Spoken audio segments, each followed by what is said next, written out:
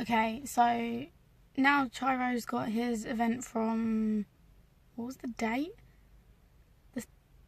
The 2nd of April. Oops, my bad. I don't know. Now that the event is out of the way, I'm losing my voice. I'm going to be promoting my event on my social media pages. So just as a quick background, I wanted to do a full video with regards to why I picked these charities and, you know, what it's all about. But me being me, I just haven't had a chance to actually get around to making a full video like I wanted to. But Chiro has been incredibly kind in allowing me to host an event at his place. I love his events there. There's such a close-knit community feel to it. It's really, really nice. I just realised how pale I look. I've got no makeup on, but this is the colour like I should be. Look how ghosty I am. Oh my god. And I've got like panda eyes. So this, looking at the state of me like this, leads me on to why I'm doing this event. So when I was 15, I was an army cadet. I was working in a pub restaurant. I was at school. I lived at the gym. I was swimming all the time. Cycling, rollerblading, skateboarding. Anything where it involved being active and outside. Rugby training with my dad. Football training with Chelsea girls. I played for them like at that time. And oh, that's a bottle of water just fallen. But yeah, I did all that. That was me. I was never home. I was always out with friends. I was always active somehow. And one day at school, I was falling asleep in class. And I got sent to the medical room, went home. Anyway, I basically passed out. And this was not normal for me. I wasn't like that. I survived on very little sleep and it was fine. Anyway, my dad tried to wake me up to tell me to like have some dinner and stuff. And I literally screamed. The light was piercing through my eyelids. And it hurt like hell. It was literally like someone held a torch to like my eyeball. And I was just screaming in pain. The guy with the trolleys is just watching me right now, but I don't care. But it was horrible. And I had swollen glands like I've got now, which is very attractive. I'll just sit like this. And I felt like I'd been chucked in a river in all my clothes. And the weight was just dragging me down. I was in so much pain from head to toe. I had a killer headache. I couldn't speak. It was awful. And my dad went, okay, do you have a rash or anything? Thinking it was meningitis because the way I reacted to the light. And I was like, no, nothing like that. I just don't feel good at all. He was like, yeah, you don't look it. I hear that a lot. Like, I have done for the last 9 years. Oh my God, I've been ill 9 years. Fun. Yeah, so we went to A&E and they said, right, you've got 2 viruses simultaneously. So, okay. So they said, here, take the antibiotics, you'll be fine. And it was suspected glandular fever and a kidney infection. So anyway, just went, okay, take the antibiotics, I'll be fine. And this lovely A&E consultant was like, look, if there's any other issues, come back and see me. I was like, okay. Anyway, long story short, 8 visits to A&E within a week and a half. I was deteriorating. I wasn't improving on the antibiotics. And there was one visit where she asked my dad to step out and I'm thinking, oh my God, this isn't good. And I'm literally laid there. I have sunglasses on. Right, so you get light sensitivity, which is why the light really hurt my eyes. I'm there with sunglasses, hoodie on. It's December. It's all like snowy and cold and black, you know. And she called my dad out of the room, and anyway, they come back in. And she goes, okay, there's a guy watching me. This is funny. She goes, okay, so I've spoken to every doctor I know. your symptoms add up to something we call myalgic encephalomyelitis. And I'm like, what? She's like, we suspect you have something called ME. And I'm like, that's not good. I was like, illnesses with 2 letters are bad, like multiple sclerosis, which is the sister illness to ME, cystic fibrosis. And I was just like, what? No, like, I can't have an illness like that. And that's not me. I'm fit and healthy and everything is fine. And my dad had researched my symptoms and had come up with the same thing, which is why they stepped out of the room. 9 years on, still here with the same pains, the same troubles. Don't know why I'm getting emotional discussing it.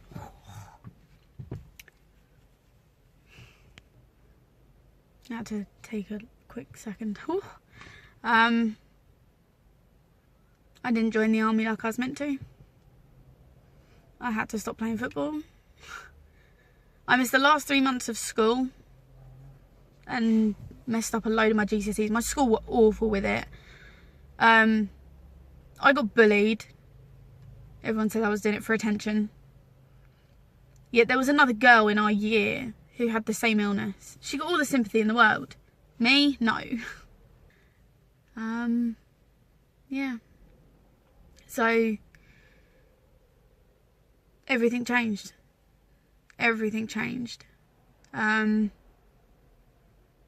Then from 16, so within a year of having my diagnosis, I became bedbound. 700 odd days sat looking at the same 4 walls. Laid in bed just thinking, oh my God, I need to stop doing this. Laid in bed thinking that death would probably be a lot better.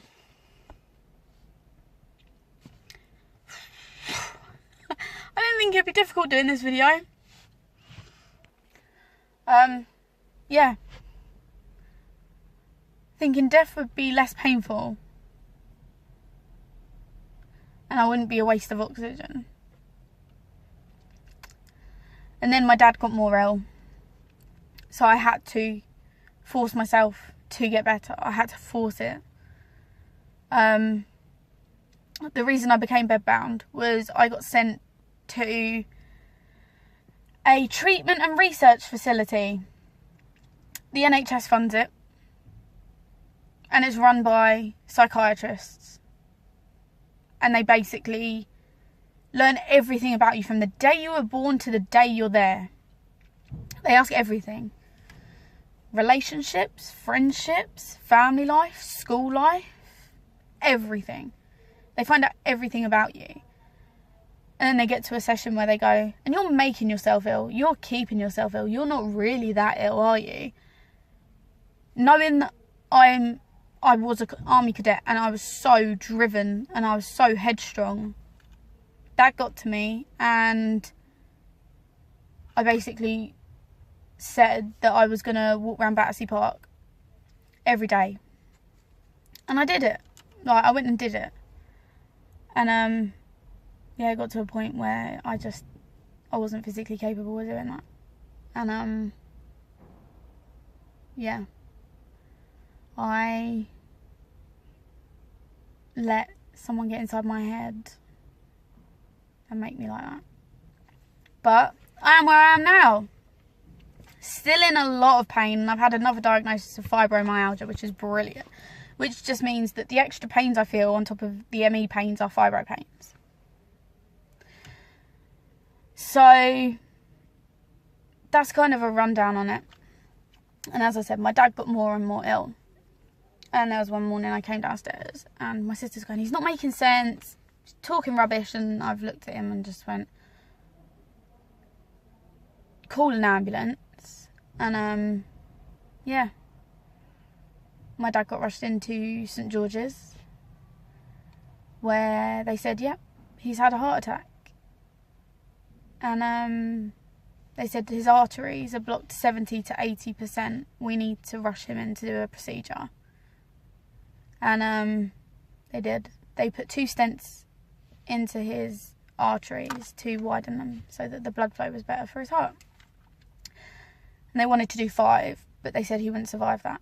And ideally they wanted to do a bypass, but they said he would have died. So that's why I split the money with the British Heart Foundation. So Invest in ME is a charity that actually does biomedical research that's much needed into ME, because the NHS are funding stupid psychiatric stuff that's just not right, and it makes people so ill. Whereas Invest in ME are finding that there is something biologically wrong, and that will lead to treatments for future sufferers. So that's why I decided I wanted to do a charity car event, was for both of those charities, because they mean a lot to me personally. ME is a very controversial illness that people will always just go, that's where you feel tired all the time.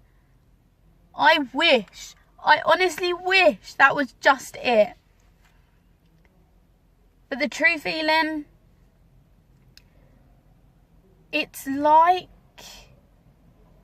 having a heater on you one side. It's like having an aircon, like cold blower the other side. Your body temperature cannot work out for the life of you whether you're hot, you're cold. You feel sick, you lose your appetite, you get dizzy, you pass out, you get shakes, so you look like you're going cold turkey from hard drugs. Your hips hurt, your knees hurt, your back, your spine. It feels like someone's trying to play archery with your spine. It comes with so many complications. You become allergic to stuff. And I mean, this is all because your immune system is basically nil and void. It doesn't work. I can catch a cold from someone like that. There are so many symptoms and people only want to focus on it makes you feel tired.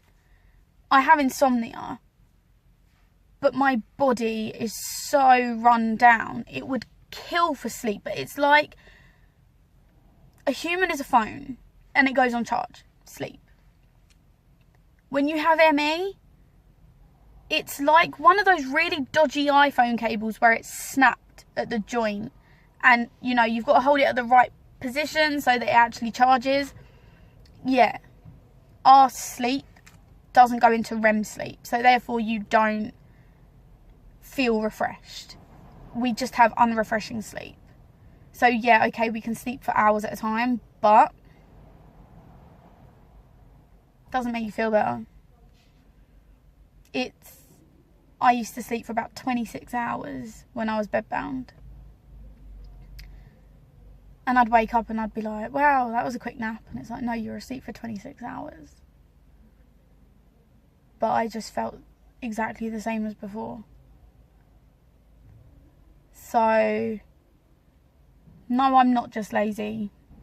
No, I don't look fine. I got this, okay. I got this to represent what ME is. So this is how you appear to the world. Happy, healthy, fine. This is how you feel on the inside. Like death. And the blue roses are for representing the Invest in ME and ME charity ribbon colour, which is blue. So yeah. ME is not fun. It's very much real, and it needs investment in biomedical research, because there are 250,000 sufferers in the UK alone, and I think 1 million in the US. Norway, Australia, America are all leading the way in research for this illness, and the UK is just funding psychiatric crap. So if you can attend the event, it would mean the world to me. Donations are so appreciated. You have no idea how grateful I will be for however much we raise. But if anything, you've learned that this illness is very much real, and it does exist, and it sucks. And obviously the British Heart Foundation do amazing work, research, help, support for so many people. And I guarantee everyone knows someone who's had a heart attack or has heart issues within their family. So we need to continue with providing them money for more research and stuff. So yeah, if you can attend, it's much, much, much appreciated. And yeah, I hope that, you know, you've learned a little bit about why I'm doing this, and I apologise that it's quite a long video and it's not really interesting. It's just informative, but yeah. So I hope to see you on the 1st of May at the Sharnbrook if you can make it. Make sure you follow my Instagram and the Sharnbrook's Instagram, and I'll put all the information down below, so that you can book to attend, because you have to book. The events there have been getting so busy. So yes, make sure you do follow everything that's written on Instagram, Facebook, whatever. But yeah, thank you very much.